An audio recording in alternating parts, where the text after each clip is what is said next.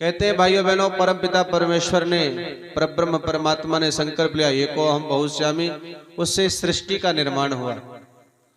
और एक बात और कहा गया, कहा जाता है कुछ भी नहीं असंभव होता जब संकल्प किए जाते हैं, मानो जब जोर लगाता है पत्थर पानी बन जाता है।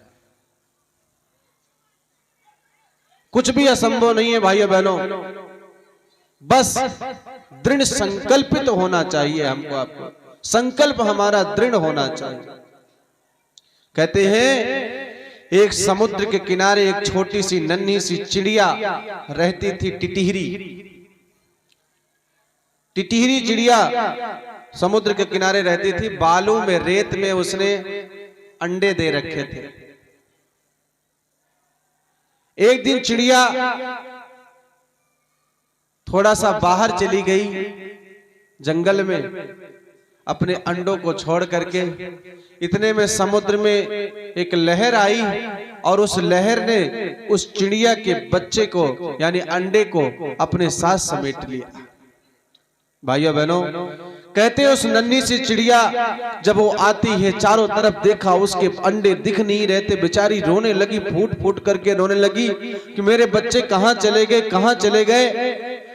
उसके बाद आसपास में जो भी थे सबसे पूछती, आपने मेरे बच्चे को देखा, आपने मेरे अंडों को देखा, कौन ले गया, कौन ले गया। उसके बाद देखती है तो समुद्र की लहर वहां तक बह करके आई थी। तो उनने समुद्र से कहा, समुद्र दादा, आपने मेरे अंडों को ले लिया है क्या?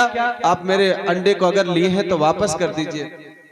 समुद्र अहंकारी था, उसने कहा हाँ हाँ लिया हूं, तू क्या कर लेगी मेरा, क्या कर लेगी तू मेरा। कहते हैं भाइयों बहनों, समुद्र ने अहंकार भरी बातें जब कही तो उस टिटहिरी ने संकल्प लिया। उसने कहा तू इतना अभिमानी हो गया है, इतना अहंकारी हो गया है, आज मैं भी संकल्प लेती हूं, अगर तू मेरे बच्चे को वापस नहीं करेगा, मेरे अंडों को वापस नहीं करेगा, मैं तुझे सुखा दूंगी। किसने संकल्प लिया? एक छोटी सी टिटहिरी ने संकल्प लिया, समुद्र में तुझे सुखा दूंगी अगर तू मेरे अंडों को वापस नहीं किया। भाइयों बहनों, चिड़िया वो क्या करती, सब किनारे से रेत लेती, चोंच में भरती, उसके भी ले जाके समुद्र में डालती, फिर रेत लेती, फिर भरती, फिर ले जाके समुद्र में डालती। भाइयों बहनों, उसी समय एक ऋषि आए और ऋषि आते हैं, उन्होंने कहा अरे बेटी तो ये क्या कर रही है, तू ये चोंच भर में रेत भर रही है, ले जाके समुद्र में डाल रही है, आखिर तू कर क्या रही है। उसने कहा दादाजी मैं ये समुद्र दादा बहुत खराब है, बहुत अहंकारी है, इन्होंने मेरे बच्चों को ले लिया, मैं मांगती हूं तो देते नहीं है, अहंकार भरी बातें करते हैं। मैंने संकल्प लिया कि मैं समुद्र को सुखा दूंगी अगर मेरे बच्चों को नहीं देगा तो। भाइयों बहनों, उसकी इस संकल्प शक्ति को देख करके वो ऋषि ने कहा बेटी तू चिंता मत कर, मैं बात करता हूं, समुद्र से कैसे नहीं देगा। समुद्र से जब ऋषि ने कहा कि इसके बच्चे को वापस कर, तो ऋषि से भी उसने ऐसा ही जवाब दिया, समुद्र ने इठला करके। कहते हैं भाइयों बहनों, जब ऐसा जवाब दिया तो ऋषि ने क्या किया, अंजलि लगाया और अंजलि लगा करके समुद्र को पीना शुरू कर दिया। अब तो समुद्र ने सोचा कि मैं तो गया काम से, तब वो हाथ जोड़ लिया, नन्ही सी चिड़िया के सामने हाथ जोड़ के कहता है बेटी मुझे क्षमा कर दीजिए, मुझसे गलती हो गई, महाराज को रोक दे नहीं तो मैं सूख जाऊंगा, मैं बर्बाद हो जाऊंगा। गिड़गिड़ाने लगा। तब बेटी ने कहा तू मेरे बच्चों को वापस दे पहले। भाइयों बहनों, कहते हैं वो दुखी होकर के फिर जाकर के उसके बच्चे को वापस किया। कहते हैं जब एक नन्ही सी चिड़िया संकल्प लेती है भाइयों बहनों, तो उसका संकल्प भगवान ने पूर्ण किया। उसी तरीके से भाइयों बहनों, हमको आपको भी किसी भी कार्य के लिए जब हम दृढ़ संकल्प कर लेते हैं तो भगवान की कृपा अपने आप उसमें बरसने लगती है। और भाइयों बहनों, संकल्प करना है। संकल्प क्या करना है, आपको क्या संकल्प करना है। आजकल हम लोग संकल्प तो कर लेते हैं लेकिन संकल्प का तुरंत विकल्प खोज लेते हैं। जैसे हमने देखा है कुछ बहनें 9 दिन का व्रत रखती है, 9 दुर्गाओं का।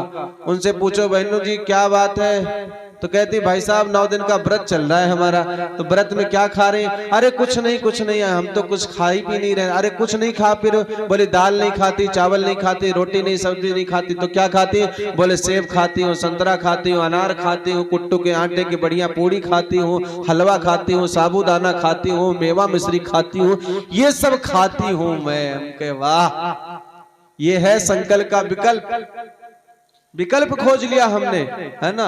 महाराष्ट्र जैसे शहरों में चले जाते हैं, वहां पर तो 500-500 रुपया का थाली आता है बना बनाया व्रत का। ऐसे व्रत रहने से क्या फायदा, ये ना खा करके वो खा रहे हो। नहीं भाइयों बहनों, संकल्प जो लिया जाए तो उसको दृढ़ निष्ठा के साथ पूर्ण किया जाए। आज आप सबको संकल्प लेना, क्या संकल्प लेना? 5 चीजें करने का संकल्प लेना है। महाकाल भगवान श्री राम के साथ, जो परम पूज्य गुरुदेव के रूप में बैठे हुए हैं, भगवान श्री राम के साथ आपको साझेदारी करनी है। कैसी साझेदारी करेंगे? जैसे भाइयों बहनों कहते हैं रावण का आतंक बढ़ा, चारों तरफ अनाचार, अत्याचार, भ्रष्टाचार छा गया था, तब भाइयों बहनों राम जी का अवतार होता है। राम जी इस मृत्यु लोक में आते हैं और भाइयों बहनों माता जानकी का हरण हुआ है। माता जानकी की खोज के लिए सुग्रीव से मित्रता हुई, और जब सुग्रीव से मित्रता हुई भाइयों बहनों, तो भगवान ने समुद्र में पुल का निर्माण का कार्य शुरू कराया। और उस समुद्र निर्माण के कार्य में भाइयों बहनों किसने किसने साझेदारी की? बोले बंदर ने साझेदारी की, भालू ने साझेदारी की, एक गिलहरी ने भी साझेदारी किया था भाइयों बहनों राम के साथ में। तो भाइयों बहनों बंदर, गिद्ध, गिलहरी, वो सब आज उनका इतिहास गाते हैं, आज हम उनका कथा गाते हैं। उसी तरीके से जब भगवान श्री कृष्ण आए तो उनके साथ ग्वाल बालों ने साझेदारी किया, ग्वाल बाल उनके साथ जुड़ गए। और भाइयों बहनों गोवर्धन उठाने का काम करना था, तो भगवान ने सभी ग्वाल बालों से कहा कि जाओ अपने अपने घर से लाठी लाओ, इस गोवर्धन को उठाना है। सब गोवर्धन के लिए लाठी लेकर के आते हैं, सबने अपनी अपनी लाठी लगाई, भगवान ने अपनी उंगली लगाई थी और गोवर्धन को उठाया। एक ने कहा कि कान्हा तू काफी देर से उंगली लगा करके खड़ा है तो थक गया होगा, थोड़ी देर आराम कर ले, तब तक हम लोग इसको पकड़ करके बैठे हैं। और भाइयों बहनों कान्हा ने जैसे थोड़ा सा उंगली, बोले अच्छा दादाजी ठीक है, जैसे थोड़ा सा नीचे के चटचटा करके सबकी लाठी टूट गई। तो भाइयों बहनों कहते हैं लेकिन उस समय भगवान ग्वाल बालों को श्रेय दिया और सबसे उन्होंने लाठी लगवाया था। पहाड़ तो किसने उठाया? भगवान ने उठाया, लेकिन अपने सहचरों को उन्होंने क्या दिया था? श्रेय दिया। उसी तरीके से भाई रावण का वध तो भगवान ने किया, रामचंद्र जी ने किया, राम की कृपा से ही समुद्र का पुल का निर्माण हुआ, लेकिन श्रेय किसको दिया? गिद्ध, गिलहरी, भालू, बंदर को दिया। और भाइयों बहनों भगवान बुद्ध आते हैं तब उन्होंने अपने भिक्षुकों को श्रेय दिया था। उसी तरीके से भाइयों बहनों परम पूज्य गुरुदेव आए हैं, आज आपको श्रेय देना चाहते हैं। इसमें से जो जागृत आत्माएं हैं, जो महाकाल के साथ साझेदारी करना चाहते हैं, जो महाकाल के साथ सवारी में लगना चाहते हैं, उनको आज संकल्प करना। क्या करना है? गुरुदेव कहते हैं वर्तमान समय में अगर तुझे मेरे साथ साझेदारी करना है तो 5 चीज करने पड़ेंगे। क्या करना पड़ेगा? नियमित रूप से उपासना करना है आपको। उपासना का मतलब क्या है? उप का मतलब होता है पास, आसन का मतलब होता है बैठना। सीधा सीधा भगवान के पास बैठने को उपासना कहा जाता है। कहते हैं हमारे शास्त्रों ने कहा है जुड़ने का बड़ा महत्व होता है। किसी श्रेष्ठ के साथ अभी जुड़ते हैं तो आप भी महान बनते हुए चले जाते हैं, आपकी भी गरिमा बढ़ जाती है। जैसे कोई बच्ची, कोई बिटिया एक अक्षर पढ़ी लिखी ना हो, लेकिन उसका विवाह अगर किसी मास्टर के साथ हो जाए, तब कहीं ऐसे आएगी कथा में तो लोग कहेंगे देखो देखो मास्टराइन आ रही है। बिना पढ़े लिखे लोग उसको मास्टराइन बोलने लग जाते हैं। उसी तरीके से किसी बेटी का विवाह अगर डॉक्टर के साथ हो जाए, एक अक्षर ना आता हो उसको, एक दवाई का नाम भी ना आता हो, लेकिन लोग उसको डॉक्टराइन बोलने लग जाते हैं। तो ये क्या है? जुड़ने का महत्व है। उसी तरीके से परमात्मा क्या है? परमात्मा सद्गुणों का समुच्चय है। भगवान के पास बैठेंगे तो भगवान के जैसे आपके अंदर गुण आएंगे, और परम पूज्य गुरुदेव के पास बैठेंगे तो परम पूज्य गुरुदेव जैसा गुण आएंगे आपके अंदर। माँ गायत्री के पास में बैठेंगे तो माँ गायत्री के जैसे गुण आपके अंदर आएंगे, अर्थात आप क्या बन जाएंगे? आप सद्गुणों के खान बन जाएगा, आपके अंदर सद्गुण आएगा। और जहां लोग जाएंगे आप लोगों का सम्मान करें, सब कहेंगे देखो देखो पंडित श्री राम शर्मा आचार्य जी का शिष्य आ रहा है। तो क्या करना है? उपासना के अंतर्गत नियमित रूप से भाइयों बहनों गायत्री मंत्र का जप करना। 3 माला गायत्री महामंत्र का जप सब लोग करें। 3 माला ना कर सके तो 1 माला गायत्री मंत्र का जप, यानी 5 मिनट गायत्री मंत्र का जप सबको करना ही करना है, तभी हमारे कार्यक्रम की सफलता है। चाहे दीक्षा लिए हो चाहे ना लिए हो, लेकिन गायत्री मंत्र हर घर में 5 मिनट गायत्री मंत्र का जप होना चाहिए, हर व्यक्ति को करना चाहिए। और क्या करना है? सूर्य सविता देवता का ध्यान करना है। उपासना के 2 चरण, जप और ध्यान। तो 5 मिनट सूर्य सविता देवता का ध्यान करना और 1 लोटा सूर्य भगवान को अर्घ्य दान करना है, ये उपासना के अंदर। और क्या करना है? घर में बलिवैश्य यज्ञ करना है। बस 10 मिनट और रुक जाइए आप लोग, 10 मिनट में दीपक जल जाएंगे, देख करके जाइए आप लोग। तो क्या करना है, 10 मिनट और बैठ जाइए, जैसे इतनी देर बैठे 10 मिनट में हो जाएगा। घर में अब इस कार्यक्रम की फलश्रुति क्या है, करना क्या है आपको, वो चीजें बता रहे हैं हम आपको।